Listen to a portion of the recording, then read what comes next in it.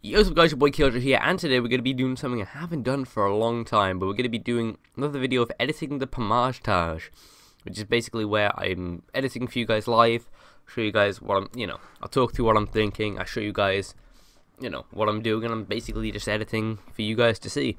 And this is from a recent request on someone who saw the last one of this, which I did probably like a year ago. You're wondering if that was the end, which, to be honest, I can't remember why I stopped doing it, but I'm going to continue for you guys since, there's a little bit of interest, and yeah, hopefully you guys are going to enjoy. So, I'm just going to give you a preview, guys, of what we did in the last couple of episodes, so you can get, right back up to speed with it. So here's the preview.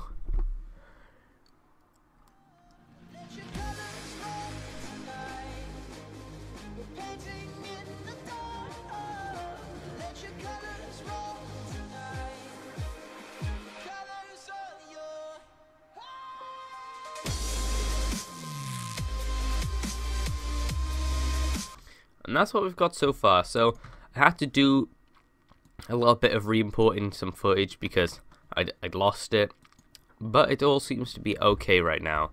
So yeah, what we're actually gonna do, I'm actually gonna lower this even more because it's even kind of loud, the audio on this, in my opinion. So let me just give it a quick little preview to see if it sounds any better. Hopefully it does. Yeah, I think that sounds good. I also added some bass, added 25 bass minus 25 treble, so in case you guys were wondering. And then yeah, so basically all this part right here is done. I did actually, when I was doing this, think about maybe, I don't know, where does he shoot? Shoot by there.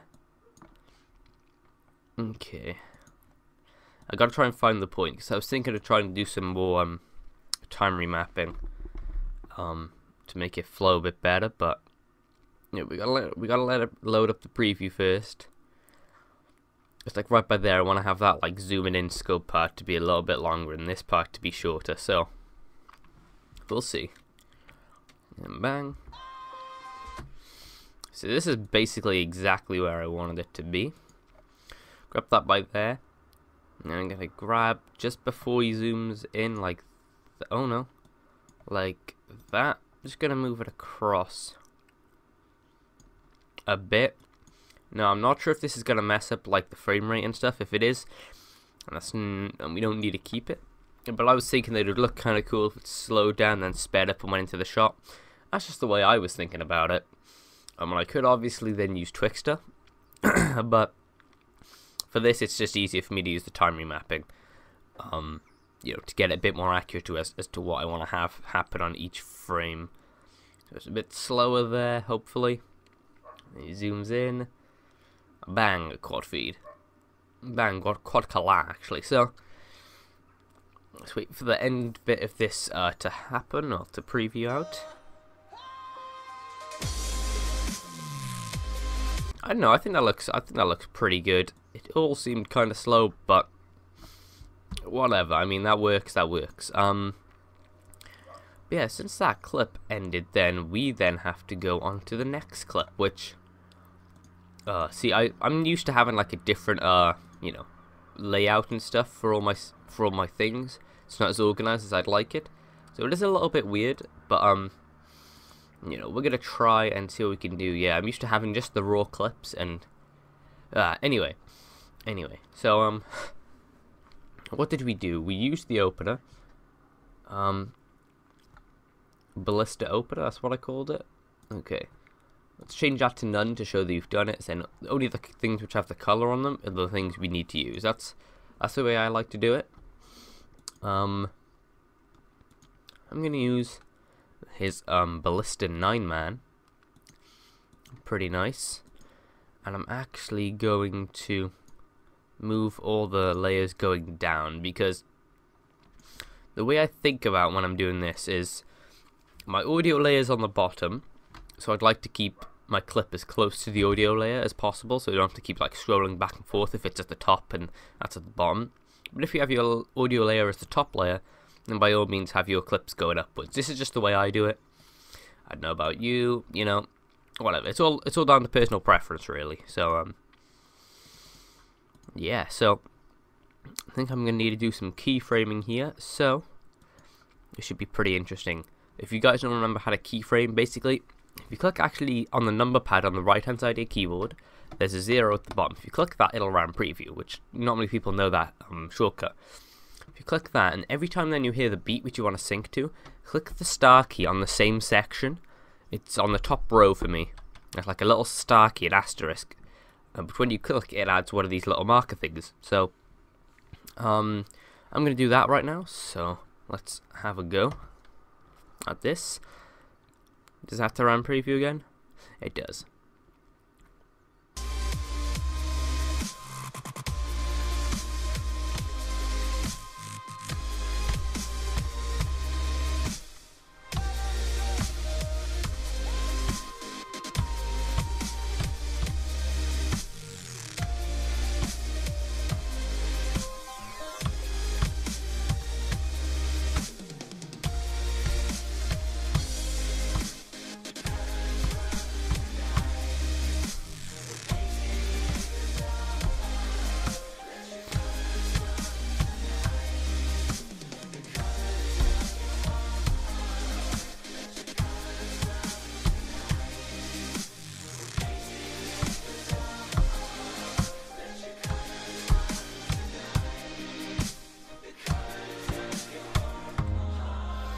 Okay, so I did a little bit of keyframe then. Some of them were a bit off, but obviously when you're going back in and you're actually editing, you'll be able to see, okay, that one wasn't in the right place. You can just ignore that keyframe. So we've got just under like a minute worth of, you know, keyframed points. So that's pretty good. That's pretty good. When I was actually going back and, you know, coming back to this, I realized how good the opening cinematic actually looks for this one. Because I really like the what's it called? If it loads, this text by here, I think that just looks so good. The way I transitioned in, I don't know. So this is why I really want to actually continue this series. So what we're gonna do, as you can see, I got these points marked. I need to turn on the layer if I want to see it. That would help. Okay, we're gonna try and find where the clip starts. Now remember, this clip was an absolute beast clip. It's like mad bills. Where is it? Where is it? Where does it start? Okay, so we're just gonna extend the clip a little bit. So that's apparent. That's where the hit marker goes. I typically like to sync to the hit marker, but you guys can experiment with it. And in this one, I think I used Twixtor in that one. But to be honest, for most of my edits, I just use Control-Alt-T, which is time remapping. That's just the hotkey. That's the way I use it. One of the main tips I'd give you guys, if you're trying to learn After Effects, try and learn some hotkeys, because they'll just make your life a whole lot easier. So, I'm going to keyframe on that shot. I'm going to go actually to by here, and do Alt, and then the left end bracket, and that'll cut the layer. So, got about there, and you're like, bang. You got him there. It looks, this CC is actually kind of nice, not gonna lie. I forgot how nice this one actually is. You know, that's what happens. So, yeah, obviously, so if you just go to where all the shots happen, I'm gonna change that from full to third because, oh my gosh, it's gonna take ages. So he gets a back-to-back collat, and then he goes on to get like a 9-man, I think it was. Okay, hit marker by there. And with this, like, where you're like marking where you want to have the clip to sync to, you can be kind of inaccurate. Like, I'm typically not the most accurate when it comes to this stuff. See this guy there, he shoots. I typically do it from when like the gun moves up, but we'll try it from the, oh no, we'll try it from the hit marker, and you know, we'll see. Also use the page up and page down keys to move your keyframes forward and back. If you want to go one keyframe at a time, that's what I'd use. You could also use like up here to go one forward and one back, but that's just effort. So the page down and page up keys are really what I'd use. I'd recommend. Page down, page down, page down. Oh, there's the hit marker. Oh, why? No, I didn't mean to do that. Anyway, I accidentally did a marker instead of a keyframe. So that's what we're doing basically. We're just keyframing what we're gonna need to, you know, time remap. I did that again. I did another marker. It's a thing. And then he gets a collat right here for a 5 on, I'm pretty sure, if I remember correctly. And there we go. There's the hit marker. Oh, it's a nice clip. It's a really nice clip. Counter UAV. That's like the best part about this clip, when he gets that counter UAV. Just kidding. So I'm just gonna actually just play. This is what I like to do when I get, you know, a clip and I have to edit it. I'll first keyframe all the stuff, and then I'm just gonna render out, well, you know, RAM preview this clip so that I can see what I've got to work with, and then based off that I can decide what I'm gonna do. So how far are we in? 5 minutes in. I'm thinking I'm gonna try and make these, like 20 to 30 minutes long. Because I don't know, if I try and do 10 minutes, I get nothing done in that time.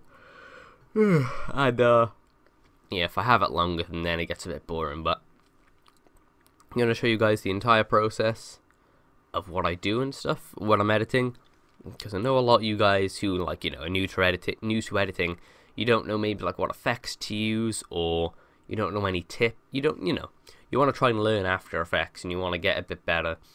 And hopefully I can, you know, show you guys the way effectively. I don't know. And yeah, hopefully I can be of some help while I try and make this kind of cool edit. Yeah, but if you go back on my channel, you can I think I have a playlist called Pamaj-tage, or it's in After Effects tutorials. I can't remember if I renamed it, but if you go into there and start from episode 1, I'd recommend, because I talk about lots of, like, you know, I talk about little different tips in each one, which will help you and bring you up to speed with this, so, you know, so you can just follow it along. Obviously, it doesn't have to be these clips, because I doubt any of you guys will have these clips. But to be honest, just any clips will do. I prefer to edit kill feed, well, you know, sniper clips as opposed to trick shots, but that's just me, you know. Do a bit of a style thing, a bit of preference. But this is all looking rather good right now. It's about to finish RAM previewing. Then we can get into it, which I'm kind of excited about. So, it'll last like 10 frames probably, or 20, 15. Okay, let's go.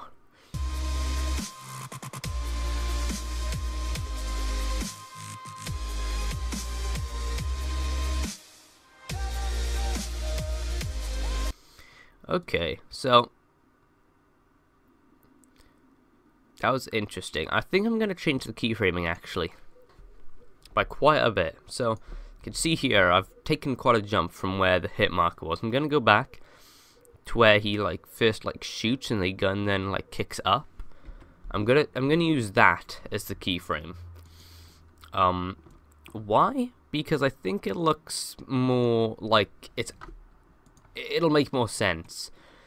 Because the thing with this clip is that the hit marker comes like a little bit after, like the actual shot, which we can obviously see when I'm editing these now. You know, it just makes it look, I don't know, not as good, I'd say.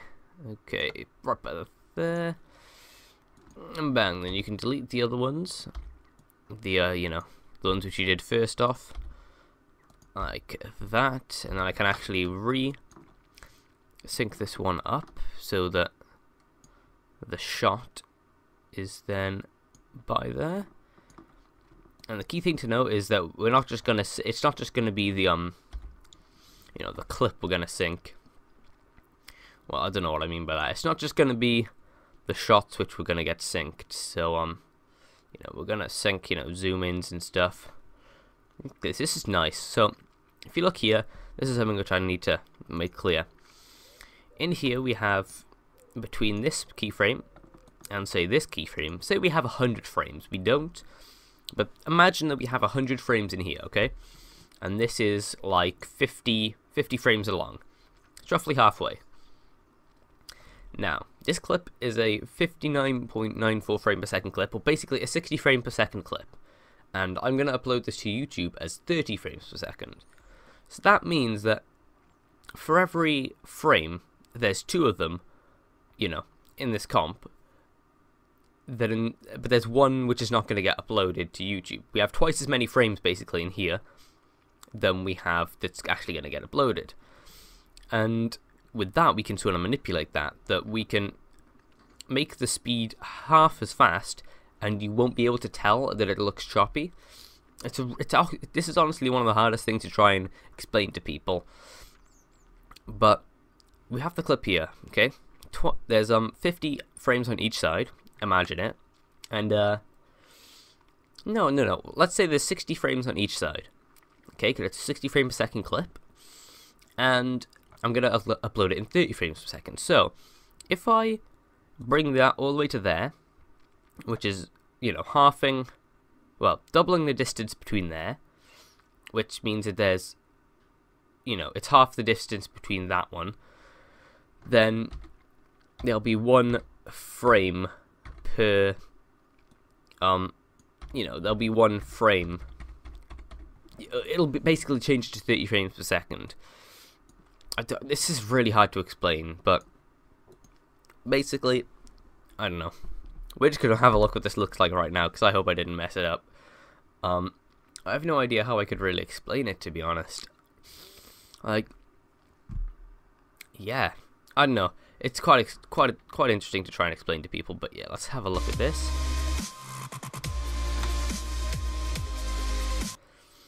That was looking pretty good, not gonna lie. I like the look of that. Let's have another little look. Okay, I think this one needs a bit of Shift F9. I think that's the right keyframe thing. Probably wasn't.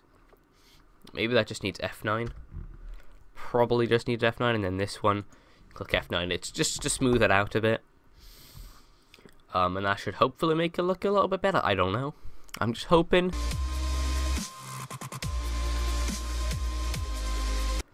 I think it does, but I think I need to move that back a bit so you can actually see what's happening in the scope.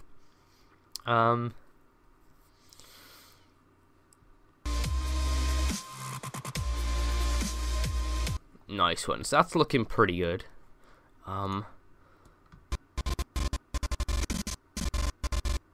Okay, so that's where the next keyframe actually happens. See, the markers here are going to be a little bit off. That's just the way After Effects works, but so this is going to come all the way up to here. So you're going to want to highlight all the keyframes before you move the one. If you just move, say, this keyframe to there, that's going to make this part a little bit faster.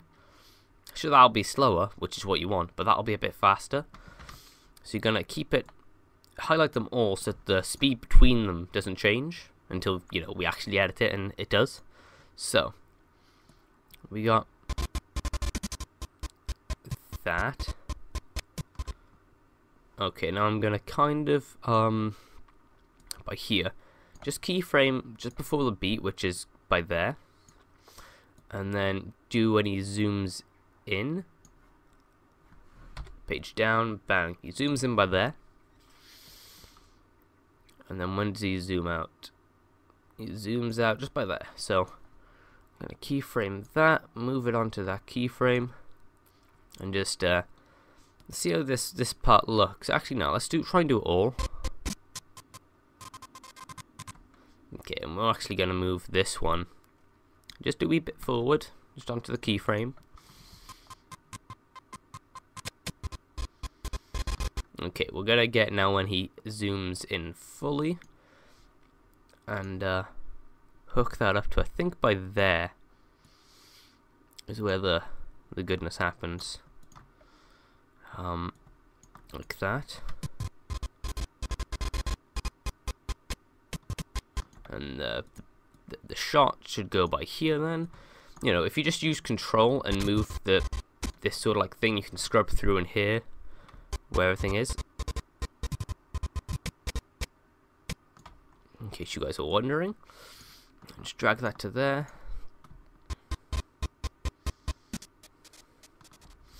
Okay, so now I want to get when he zooms in like that. Okay, Space in between this is actually nice. See, there's the same distance on that side as there is to this side, so I can do that, and then I can actually bring this in if I wanted to, which I do. Just gonna also half this speed as well by there, like that.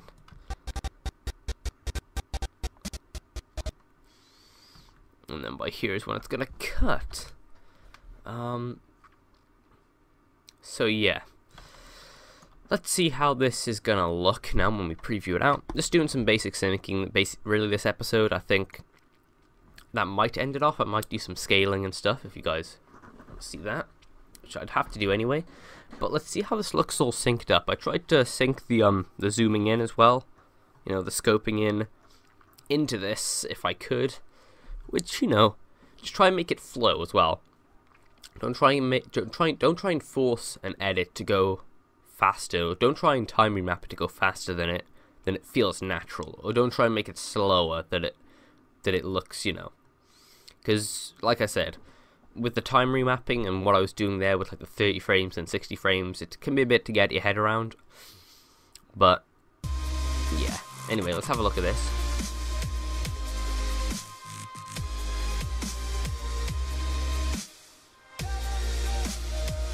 Okay, I'm liking the end part. The start of it, though, it does seem a little bit jumpy. So let's go back into this and run preview again so we can have a look. Okay, see, when he zooms in then, that didn't really make too much sense. So we can actually drag that keyframe a bit forward there, and hopefully this looks a bit better. It just looked really rushed. And you can just tell, you know, just by watching it over and trying to move the keyframes, just trying to make it look as natural and, well, not as natural, but try and make it make sense. Yeah, bang, bang, bang, bang, bang, bang. See, that just looks good. That just looks really good. I'm loving that actually right now. Now, on this clip, did we use any... No, okay, so I'm just checking if we used any levels on the shot. I think it's something I'm going to do.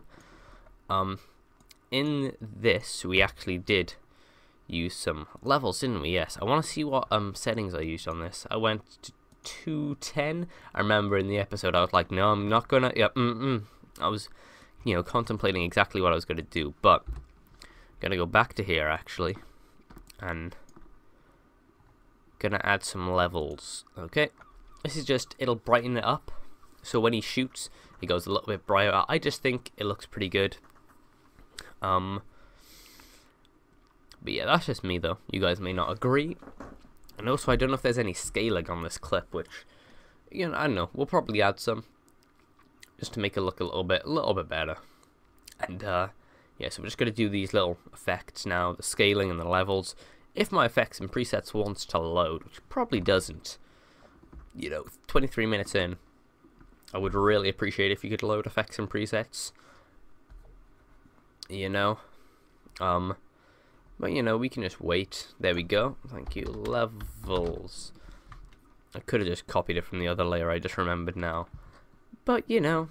Okay, so we're gonna go up there, keyframe the histogram, go down, change this to 210 when he shoots, bang, and actually I can actually grab that, take it onto here, then paste it, oh no, paste it onto here.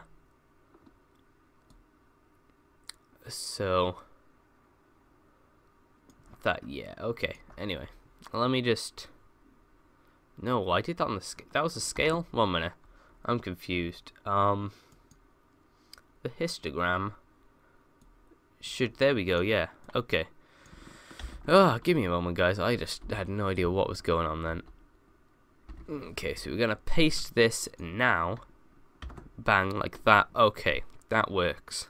That now works. And I'm scaling as well, probably.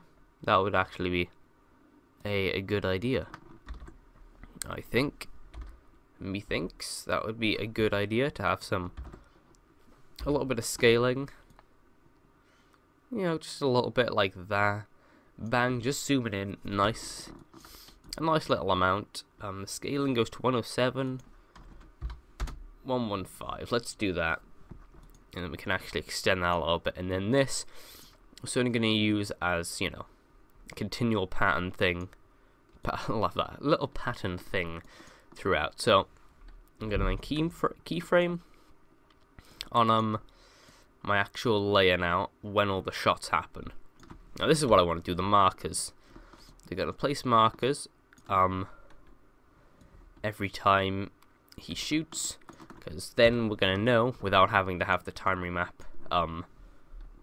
you know, on when we're going to need to sync to. So bang, like that. Shut that. I want to try and get this done pretty speedily. Up, bang, like that. So this is all the scaling. The scaling, actually, we could probably do the zoom ins as well, I'd say, on this. Yeah, why not? Why not? So he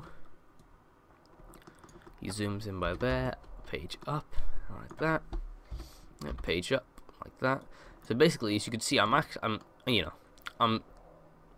snapping to the marker, and then I'm going page up, which takes you a frame back, pasting, oh gosh, okay, then pasting, because with the scaling, you have to keyframe before the scale increases, so it stays at 105, and then it goes forward to when the actual shot is, where it goes up to, it's got it as 107. We'll keep it like that for now, actually. That's fine. Let's drag some levels onto here. And if I could get the histogram like that, copy that, and then onto here. I'm gonna go to levels, and we're just gonna, paste this. So that should be fun, I suppose. Okay, this actually needs to go forward just one, just like that, just one. That's all we need. So we're gonna paste the histogram things, and then we're all gonna be happy, aren't we? Okay, not when we're zooming in. We're just gonna have it on the shots. I gotta make sure I get I gotta make sure I do it in the right spot. Okay, like that, and by here. Ooh, that was on point. That is on point. One final shot right here. Zooms in by there. Okay, so let's give this a little preview right now. I'm pretty sure this is gonna look kind of nice. But yeah, getting a scale. Ooh, also, I remember what I wanted to do. I wanted to do some rotation. So if I actually click U, you can see where stuff happens. I want to do some rotation. As he is sort of like flying in from the side, I was thinking, you know what? Could do some rotation if the scaling 115 by there. So it's gonna scale up, just gonna rotate in. Yeah, let's go to the graph editor. I'll have it downwards like that. Click R. So let's edit this as well, just a wee bit. That, have it go down like that. Okay, so let's close that. Let's give it a quick RAM preview. Well, let's say a quick RAM preview. Let's give it a RAM preview. No, it's not going to be quick. And then that'll be the end of the episode. So let's actually, oh gosh, do full screen like that. If you see on your keyboard, actually, the escape button on the top left, just below there should be like 3 keys on this one button. That's the tilde key. Use that when you're hovering over like a certain window, and it'll make it full screen. So yeah.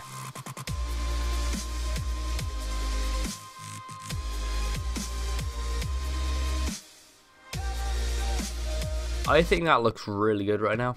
I'm really happy with the way that's looking, and I don't think there's really anything else I can do right now to edit it. So hopefully guys have enjoyed. I edited the second clip in the Pamaj-tage. And yeah, if you have any questions, let me know in the comments. I'll be sure to answer them. And yeah, hopefully you enjoyed. If you did, please remember to leave a like, comment down below as always, and subscribe for more daily content. I'll be your boy Killjoy, and I'm out, guys. Peace.